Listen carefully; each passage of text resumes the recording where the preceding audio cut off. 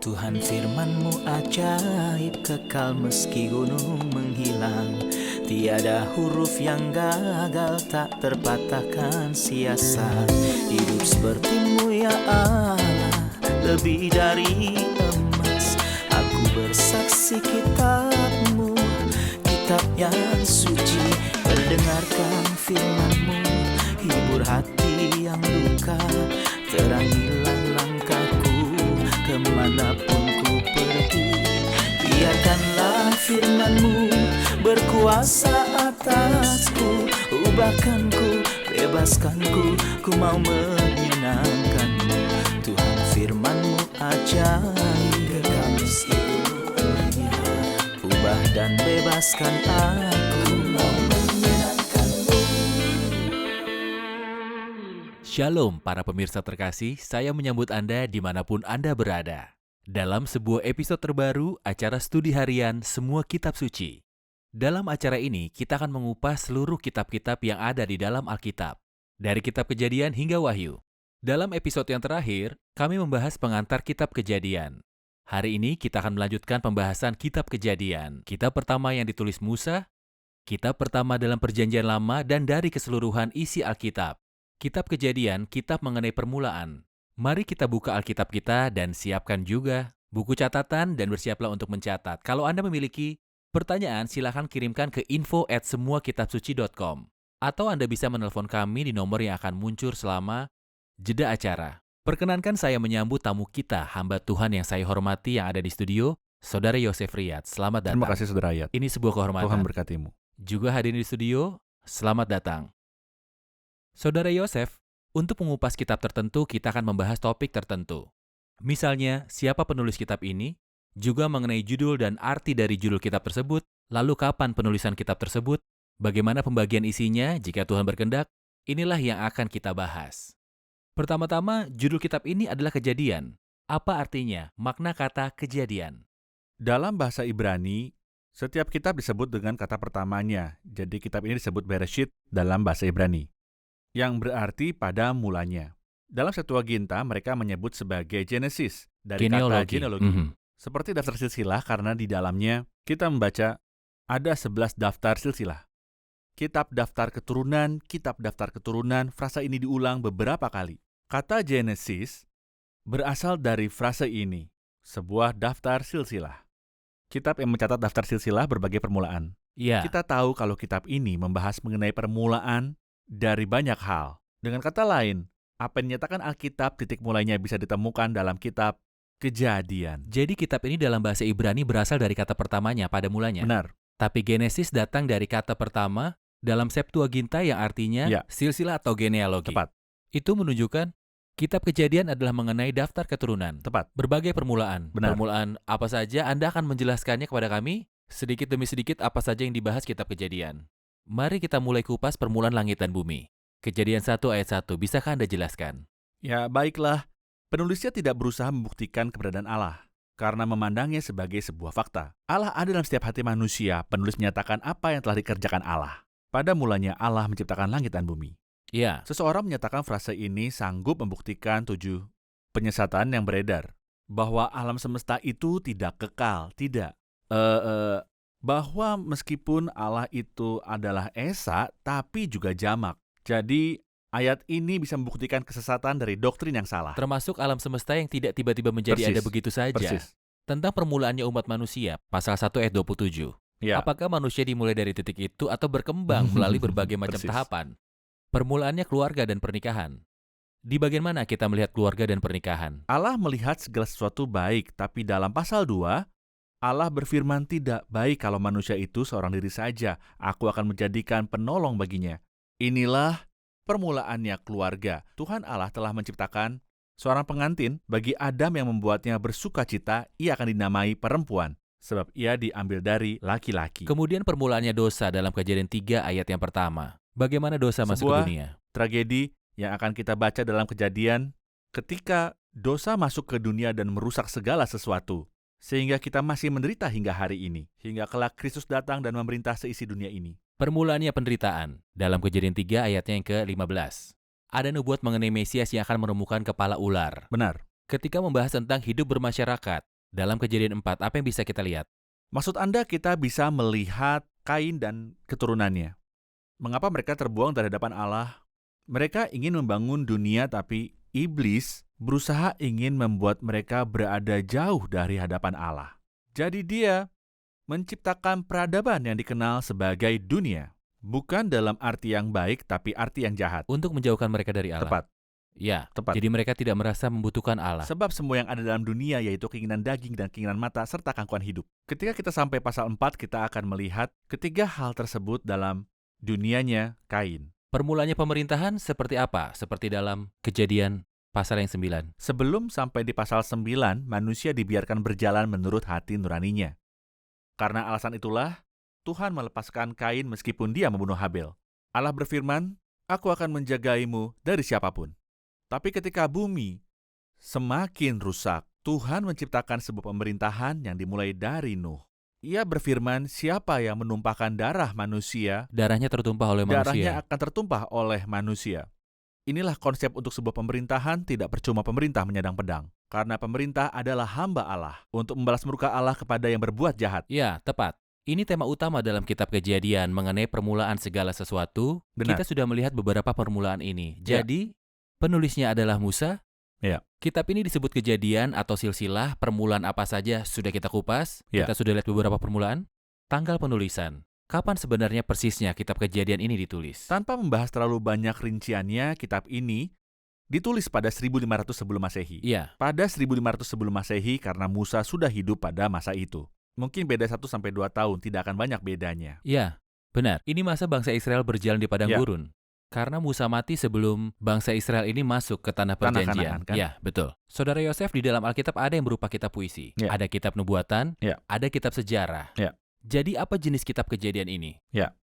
Termasuk puisi, tetapi jenisnya adalah sejarah. Bukan mengenai hukum, kitab ini tidak memuat hukum-hukum Tuhan, tapi tentang apa yang terjadi. Contohnya adalah ketika Abraham bersetubuh dengan Hagar. Apakah itu kehendak Allah? Tentu tidak. Tapi kitab ini memberitahu kita apa yang terjadi dan apa saja yang menjadi hasilnya. Jadi kitab ini memberitahu mengenai apa yang terjadi. Tapi belum tentu merupakan hal yang disetujui Allah. Seperti kita tahu, Allah tidak menyetujui jika seseorang memiliki beberapa istri. Kitab ini menyatakan apa yang terjadi, buku mengenai sejarah. Memang ada puisi di dalamnya, ya. Puisi muncul pertama kali ketika Hawa diciptakan. Inilah dia. Inilah dia. Mhm. Tulang dari tulangku dan daging dari dagingku. Frasa inilah dia berarti saya akhirnya menemukan yang saya idam-idamkan tanpa pernah mengenalnya. Puisi lain juga muncul ketika Lamek yang jahat yang menikahi dua wanita berkata, "Aku telah membunuh seorang pria karena ia melukai seorang muda karena ia memukulku. Sebab jika Kain harus dibalaskan 7 kali lipat, maka Lamek 70 kali lipat." Itu juga merupakan puisi. Kita bisa memandangnya yang belakangan hari disebut sebagai puisi kesombongan. Ketika manusia menyombongkan apa yang sudah dilakukannya. Benar. Kita akan kembali lagi untuk menjawab pertanyaan dari hadirin.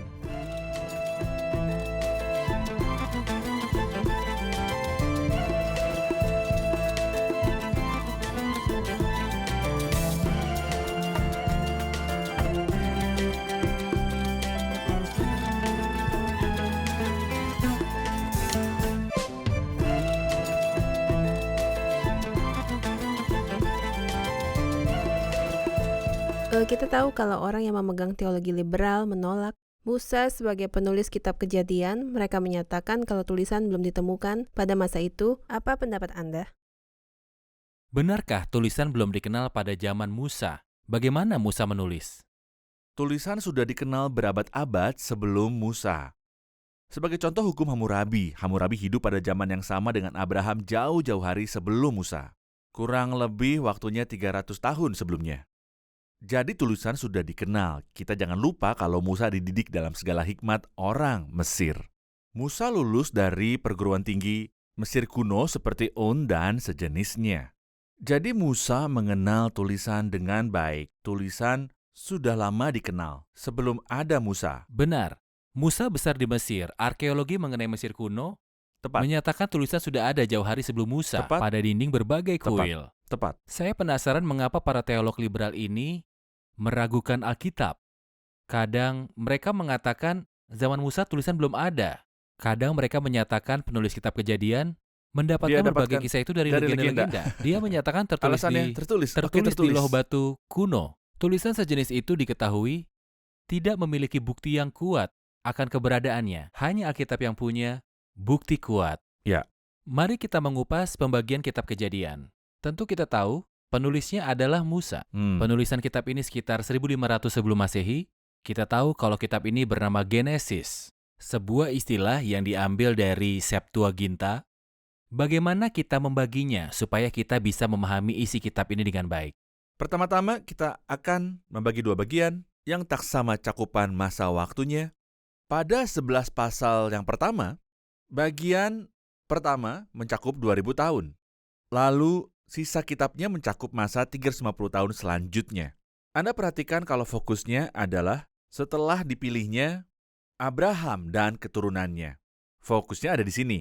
Tapi pada masa sebelum adanya air bah, sangat sedikit dikisahkan dan menggunakan hanya sedikit kata saja. Benar, masa sekitar 2000 tahun dikisahkan melalui 11 pasal. Tapi masa 350 tahun Melalui 40 dalam pasal 39 pasal, contoh.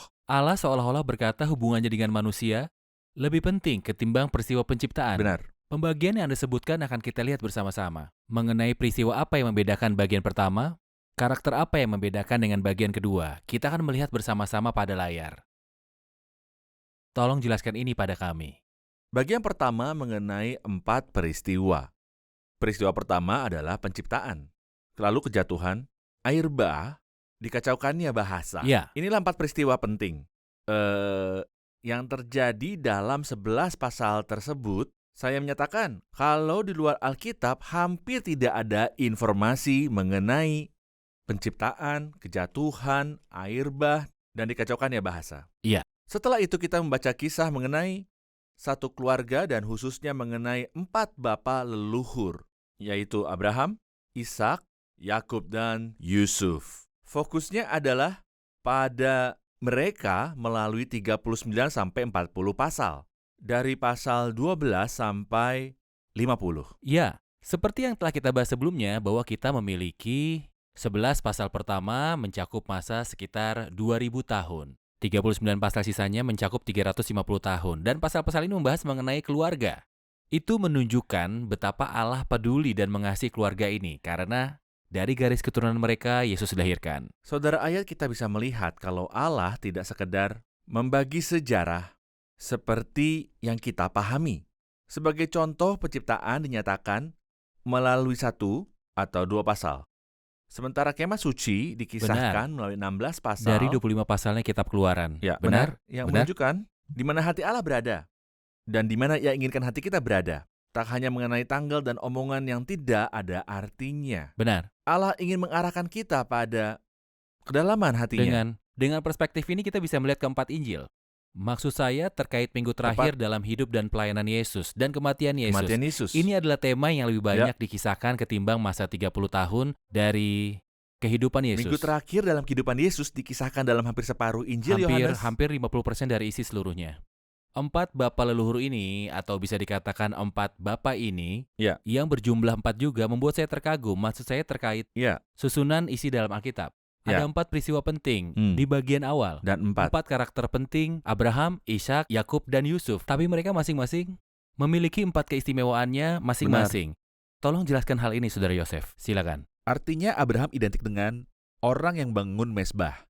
Anda akan terkejut ketika membaca kehidupan Abraham terkait 4 mezbah. Bukan kebetulan. Ishak identik dengan sumur. Anda akan terkagum ketika membaca kehidupannya kalau ia memiliki 4 sumur sepanjang kehidupannya.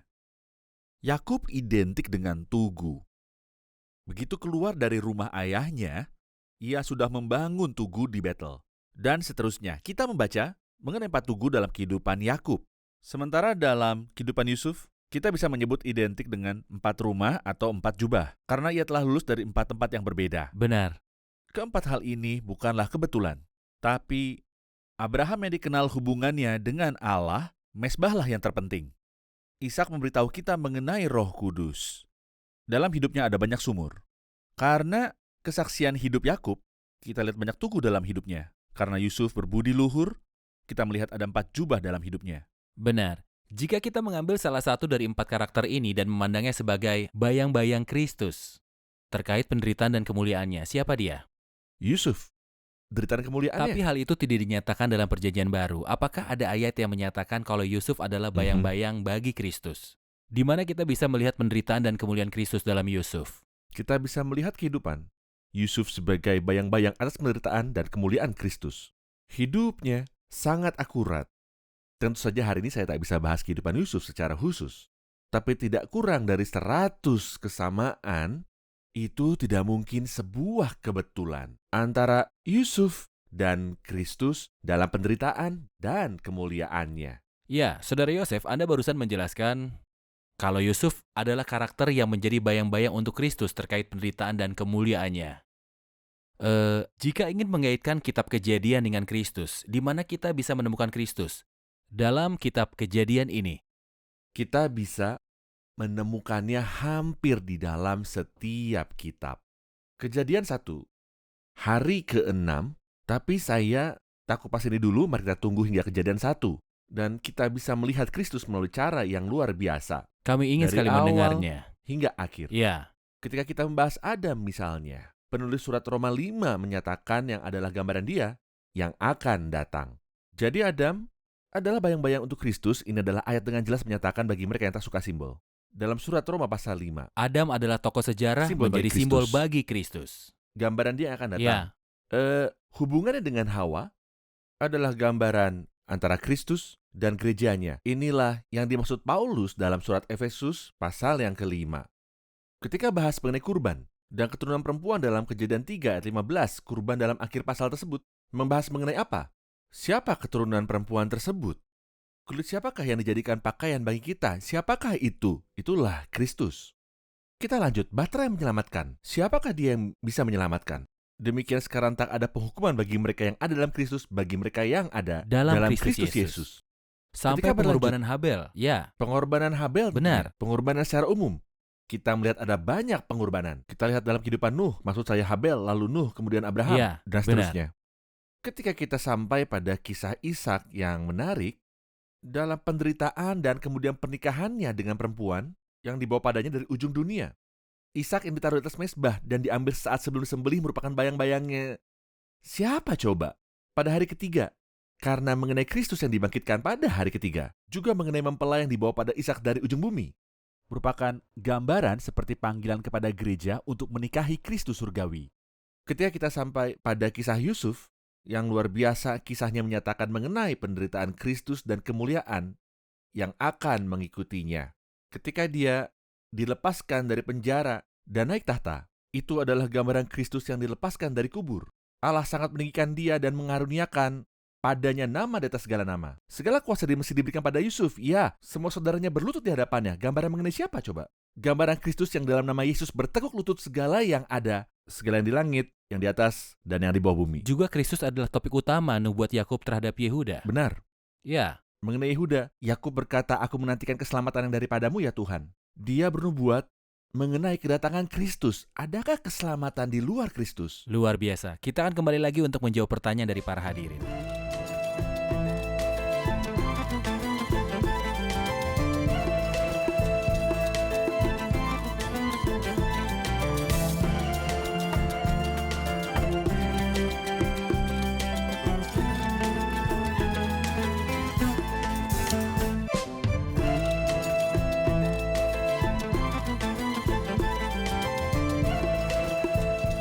Apakah ada penemuan sejarah dan arkeologi yang membuktikan peristiwa dalam kitab Kejadian? Ya, apakah ada sesuatu yang membuktikan peristiwa yang dinyatakan dalam kitab Kejadian benar adalah peristiwa sejarah? Ya, seperti yang kita nyatakan, ada 33 catatan sejarah yang membahas mengenai air bah.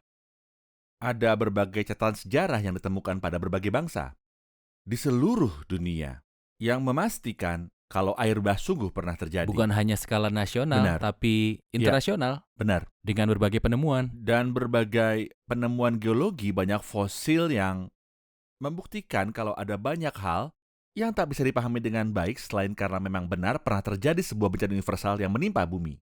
Inilah yang dinyatakan Alkitab dalam pasal yang ke-6 sampai yang ke-8. Kita memiliki pendapat yang berhubungan dengan bukti arkeologi tentang Abraham, Ya. bahwa ia tinggal di wilayah tersebut, juga Benar. mengenai beberapa peristiwa yang terjadi dalam Benar. hidupnya. Kita Kita akan akan kupas. bersama-sama mengupasnya.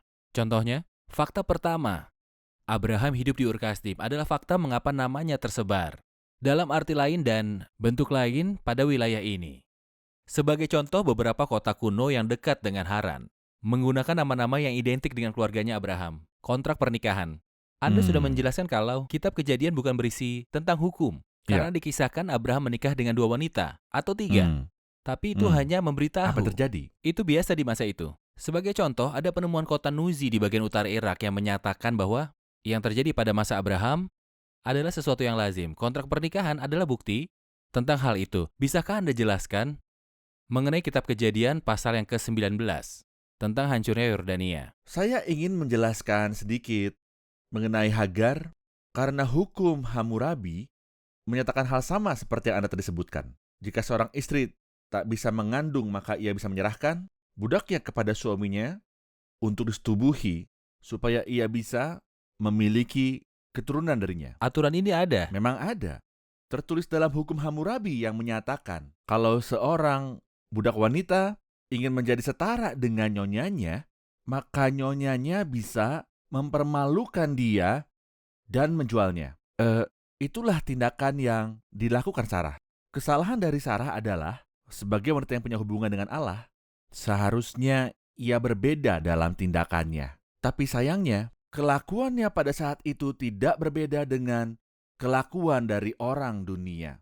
Mengingat Abraham dan juga Sarah tak sama dengan orang kebanyakan. Mereka seharusnya beda dalam tindakan karena mereka mengenal Allah. Terlepas dari penemuan di Laut Mati, di daerah Yordania yang dihuni oleh banyak orang yang menyatakan kalau wilayah tersebut pernah terkonfirmasi ada kota dan juga peradaban, tapi kini sudah musnah karena adanya peristiwa buruk yang menimpa Sodom dan juga Gomora karena kejahatan yang dilakukan oleh mereka. Alkitab menyatakan sebagai peringatan pada semua Benar. orang telah menanggung siksaan api kekal. Saya sungguh prihatin mendengar kelompok liberal pada hari ini yang tak merasa malu akan dosa ini.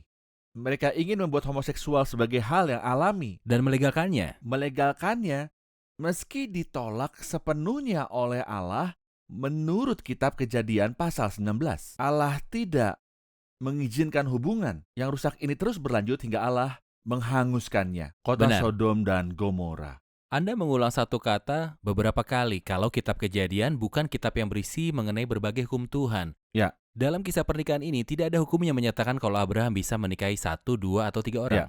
Kitab ini hanya memberitahu apa yang terjadi. Tentu Persis. saja aturannya akan muncul kemudian Ya. dalam kitab Taurat. Tapi saya ingin membahas bagaimana mengapa harus hanya seorang pria hanya boleh menikahi 1 perempuan. Mengapa konsep poligami bukan bagian dari rencana Tuhan? Mengapa? Begini, ketika Allah menciptakan, ia ciptakan 1 perempuan.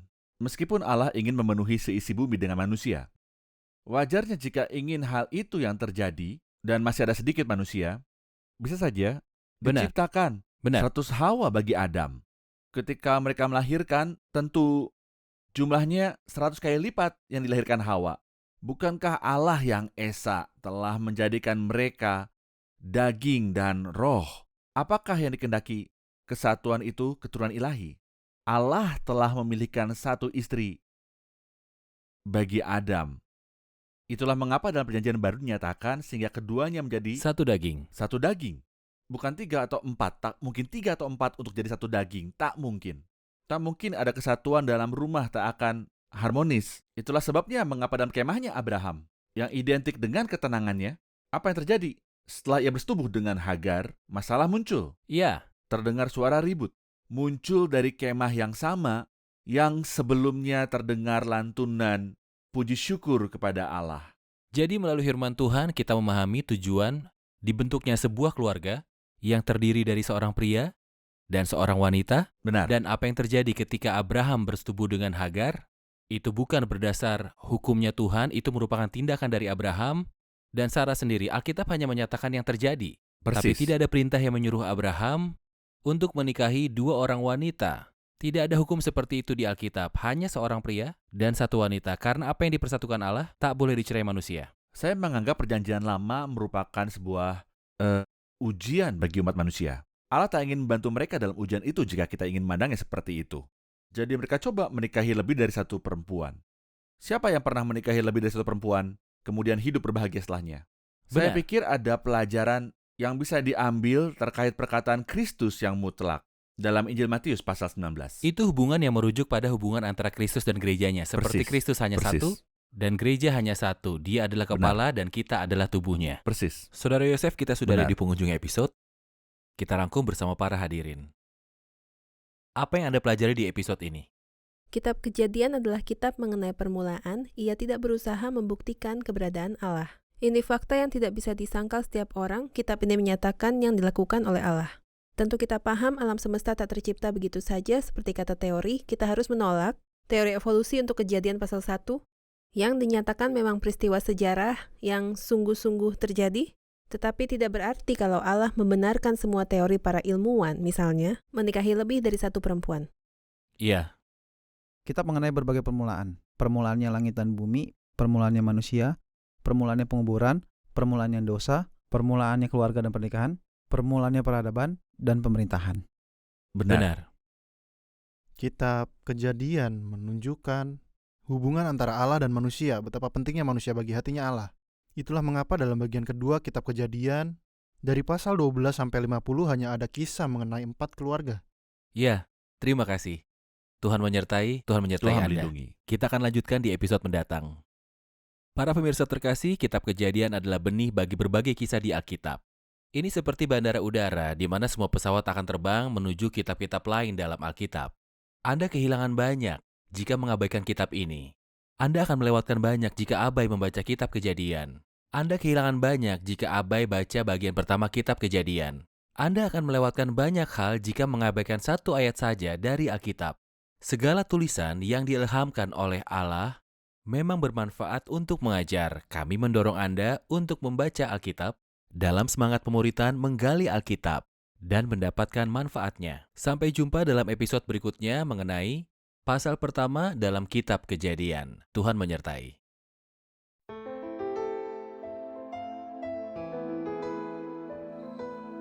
Tuhan firman-Mu ajaib, kekal meski gunung menghilang.